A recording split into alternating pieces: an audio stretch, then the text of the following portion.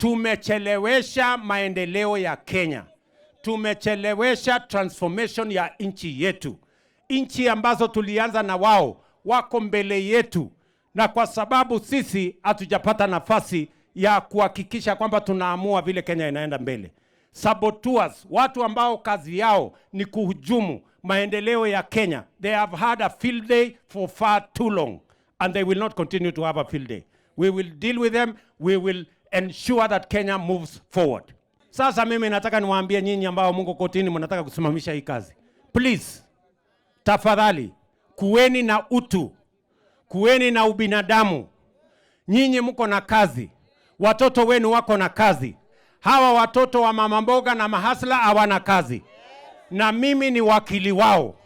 Na mimi siwezi kuongana kotini. Badala ya kuongana kotini, tutamaliza ufisadi kotini. Nyinyi mnanielewa?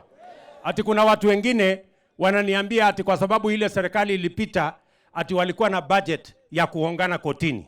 Ati mimi niende nitengeneze budget ya kuongana kotini. Mnataka ati pesa yenu itumike ati kuongana kotini? Hakuna. Hiyo kazi haiwezi bwana, haiwezekani. Hakuna budget itatengenezwa ya kuhonga mtu yoyote kotini. Badala ya kuungana kotini, sisi tutamaliza ufisadi kotini. Kwa sababu kotini is supposed to serve the people of Kenya. Mahakama ni wafanyikazi wa wananchi wa taifa letu la Kenya. Ni kweli ama si kweli? Na kwa sababu wako na madharau, kwa sababu wanasema wao wako na pesa ati ya kununua wakili, ati wako na pesa ya kuhongana kotini. Mimi nataka niwaambie hawa, kama hawa hawana, nyinyi mko na pesa ya kununua wakili? Mko na pesa ya kuongana kotini? Sasa wasikie, mimi nimepatiwa nafasi na hawa wananchi wa Kenya. Mimi ndio wakili wao, na nitasimama na wao mpaka kila mtoto wa mama mboga wa hasla apate ajira. Whatever it takes. Sijui kama tunaelewana jameni. Hii Kenya imekwama siku mingi kwa sababu hakuna watu wako tayari kuamua vile Kenya itasonga mbele. Mimi nimesema mimi niko tayari. Nitaamua hii Kenya mpaka ikuamuliwe iende mbele. Tunaelewana?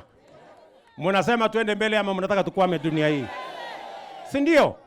Hii kidiwa simehangaika miaka nyingi. Mbona wao hawakuja kujenga hii program ya housing? Tulikuwa na hii program ya housing 2017. Lakini badala ya kusongesha hii program ya housing mbele, wakakuja wakatuletea rege, wakatuletea BBI. Sasa hii program ikasambaratika, ati wanataka kuturudisha pale tena ati kwa maandamano. Katika gazeti ya leo tumetangaza nafasi 2500 ya nurses wauguzi wa Kenya watakaoenda nje kufanya kazi. Na hiyo ni hatua ya kwanza.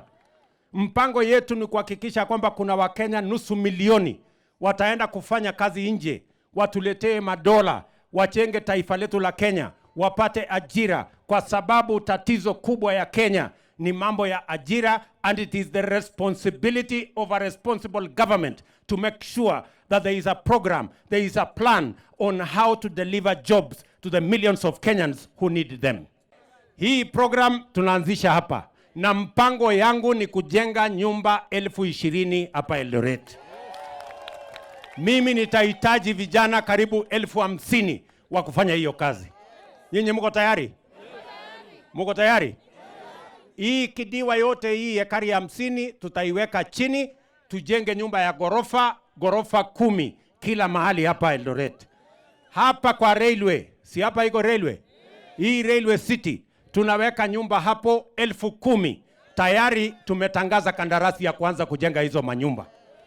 Pale Pioneer, mimi naenda huko saa hizi, tunaenda kuanzisha nyumba zingine 1,500 pale Pioneer. Nimeambia hawa viongozi, hapa Shauri tupange, kule Ziwa tupange, Ainapkoi tupange, Tarbo tupange, ndio tubadilishe Kenya. Hawa vijana wapate ajira na watu waache kukaa kwa slum, wakuje waishi kama wananchi wengine. Nyinyi mnanielewa? Na mimi nataka mnisikize vizuri. Hapa kwa hizi manyumba, kwa mara ya kwanza, mama mboga, bodaboda na wale watu wa chini mtapata nafasi ya kununua nyumba hapa, kwa sababu nyumba itakuwa shilingi 3,000 ama 4,000 kila mwezi na unalipa, alafu nyumba inakuwa yako. Badala ya wewe kulipa rent 3,000 ama 4,000, wewe sasa utakuwa unalipa na hiyo nyumba itakuwa yako. Kwani nani alisema ya kwamba mama mboga hawezi kuwa na nyumba? Tunaelewana?